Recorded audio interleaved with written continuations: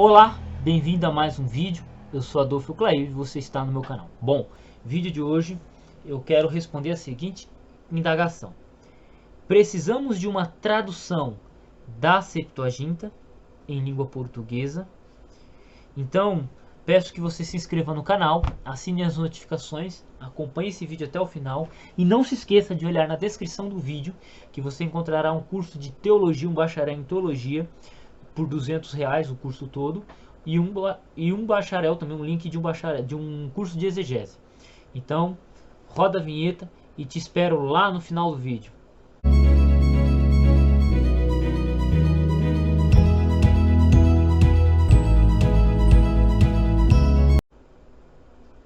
Bom, como eu disse, precisamos de uma tradução da Septuaginta. Na verdade, essa tradução ela já existe. Foi feita por um português, né, um estudioso português. Ele fez a tradução da Septuaginta. Ele é especialista em grego clássico. E aí ele fez a tradução, acho que do Novo Testamento, e fez a tradução da Septuaginta. E agora, com essa moda de traduzir traduções, fazer traduções como a tradução da King James, a tradução da Reina Valera, a tradução da Peshitta, tá numa moda hoje a vibe é fazer tradução da tradução. E aí surge pessoas com esse intento de vamos fazer uma tradução da Septuaginta. Agora a pergunta é, para quê? Qual que é a importância de você ter uma Septuaginta em língua portuguesa se você já pode ler o Antigo Testamento direto do hebraico em qualquer tradução bíblica?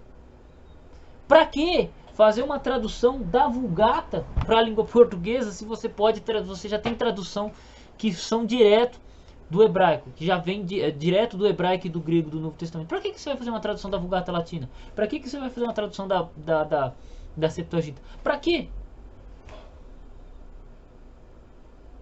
Às vezes as pessoas se focam tanto, mas a gente está pensando no público leigo. Mano, vamos lá, o cara que não sabe que existe a Septuaginta, ele não é um cara que estuda. Se ele não é um cara que estuda, ele não vai precisar ler a Septuaginta, nem em língua portuguesa e nem em língua grega. Tá entendendo? Não, nós fizemos aqui a tradução da Peshitta. Tá bom, bom pra você. Mas se o cara não lê aramaico, ele não precisa ler a Peshitta em português. Essa é a realidade. Mas eu queria ter a Reina Valera lá, mas eu não sei espanhol. Aí compra lá a tradução em português. Ué, se você não sabe ler espanhol e você quer ler a Reina Valera, pra que você quer ler ela em português? Se ela é uma tradução em espanhol. É a mesma coisa que você falar assim, não. Eu sei inglês, eu vou traduzir a João Ferreira de Almeida para o inglês para que os ingleses leiam a João Ferreira de Almeida. Cara, é a coisa mais idiota que você vai fazer, porque eles já têm a King James em inglês, que é a principal tradução deles. Sacou? Então fazer tradução da tradução não dá. Existem traduções que são projetos mundiais, por exemplo, NVI. Você tem a NVI em inglês, feita por uma comissão de tradução, e você tem a NVI em língua portuguesa, feita por outra comissão de tradução.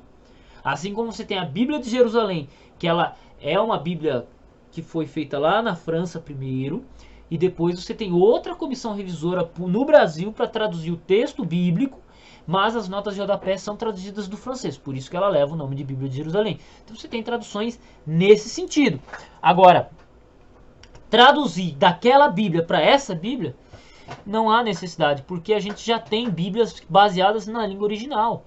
Bíblias estas como Almeida Corrigida Fiel, que é minha favorita, NVI, Bíblia de Jerusalém, Almeida Atualizada, Nova Almeida Atualizada, até a nova tradução linguagem de hoje, ela é uma tradução direto dos originais gregos e hebraico. Então não há necessidade de você recorrer a uma tradução que venha do inglês, ou uma tradução que venha do espanhol, uma tradução que venha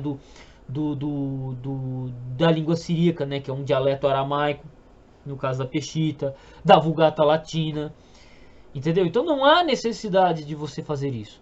E aí entra naquilo. Não, mas a Septuaginta é uma tradução grega do Antigo Testamento. Então nós precisamos traduzir ela para o português, para que leiamos ela em português. Não necessariamente. Por quê? Qual é o tipo de pessoa que vai buscar a Septuaginta? Qual é o tipo de público? É o cara que já leu um pouco de hebraico e é o cara que já leu um pouco de grego do Novo Testamento. O cara lê hebraico no Antigo Testamento e ele lê grego no Novo Testamento. Depois disso ele pensa em comprar uma Septuaginta e dar uma lida. Primeiro porque nós não temos dicionário da Septuaginta. Nós não temos um dicionário em língua portuguesa. Mas quem vai ler uma Septuaginta, em cerca de 70%, na minha opinião, acho que uns 70, 80% das pessoas que vão ler uma Septuaginta, elas já têm uma noção de inglês. Então elas podem adquirir um dicionário em inglês da Septuaginta. Existe dicionários grego e inglês da Septuaginta. Não tem dicionário grego e português, mas tem grego e inglês. Então o cara que vai ler a Septuaginta, ele já lê ela no grego. Ele já, possivelmente, já vai ler ela no dicionário dela, tem um dicionário dela em inglês. Como é o meu caso. No meu caso aqui eu tenho um dicionário em grego e inglês. Eu tenho também uma concordância da Septuaginta, né? Eu tenho uma concordância. E tem um outro dicionário que é um léxico analítico. Né? Tem um léxico analítico da Septuaginta. São todos grego e inglês. São todos grego e inglês. Tá? Então, por exemplo, no meu caso. E entra outra questão. A Septuaginta é uma tradução grega do texto hebraico.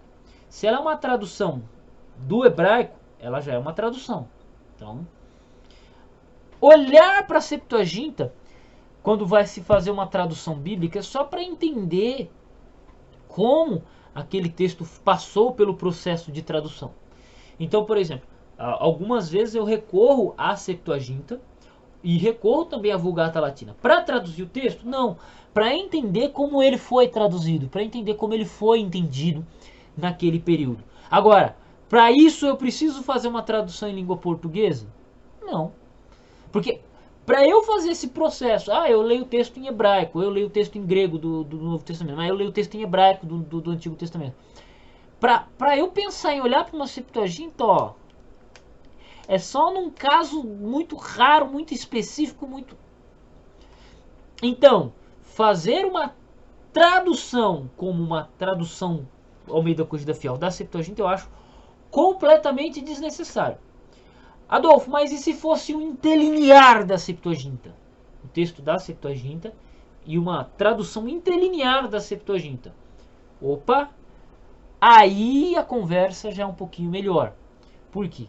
Você vai ter o texto grego da Septuaginta, ela não deixa de ser uma Septuaginta, porque ela trouxe o texto grego, e ela vai trazer uma tradução mais literal. E isso ajuda demais. Aí é uma ferramenta para pesquisa exegética, e não uma mera tradução feita a esmo, porque está na moda.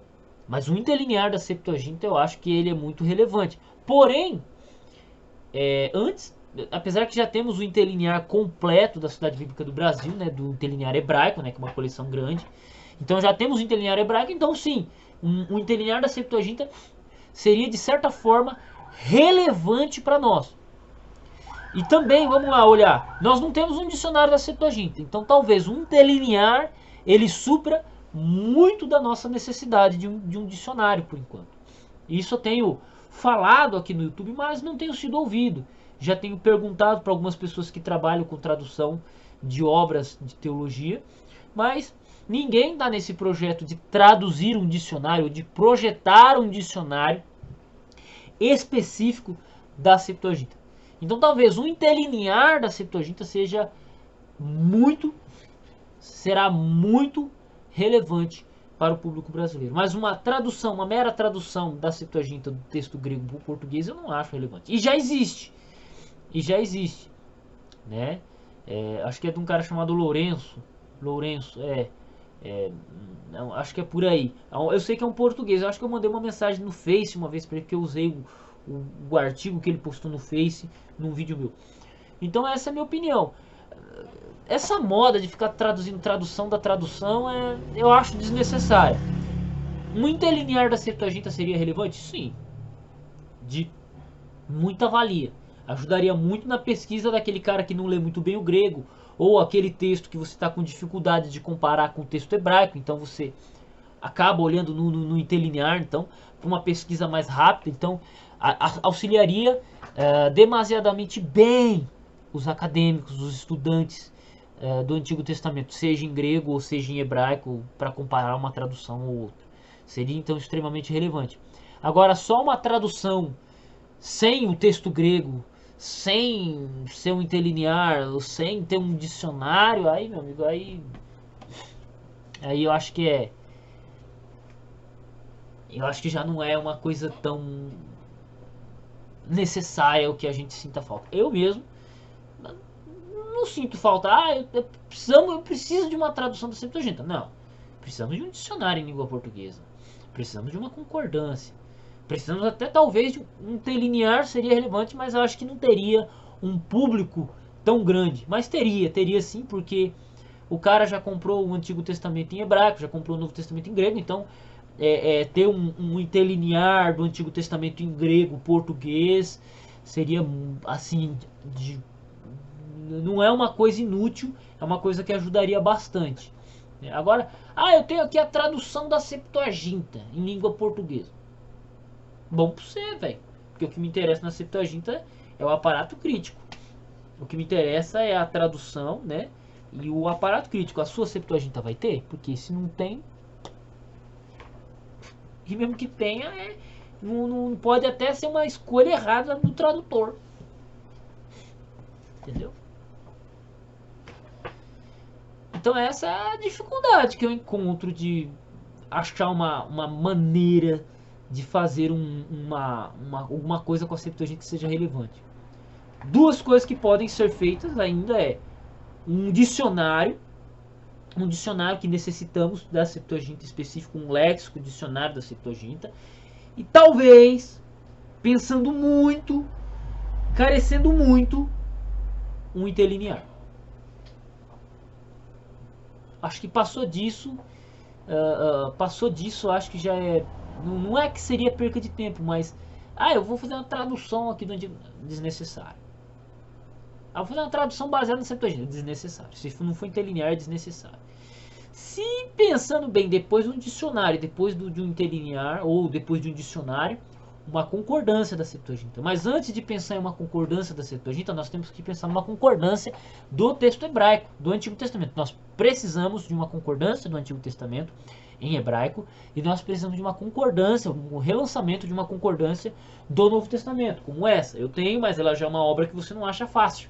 Então nós precisamos de uma concordância no Novo Testamento, sendo republicado ou sendo uma nova concordância. Então, acho que essas duas coisas vêm em primeiro lugar antes de pensar em uma concordância da Septuaginta.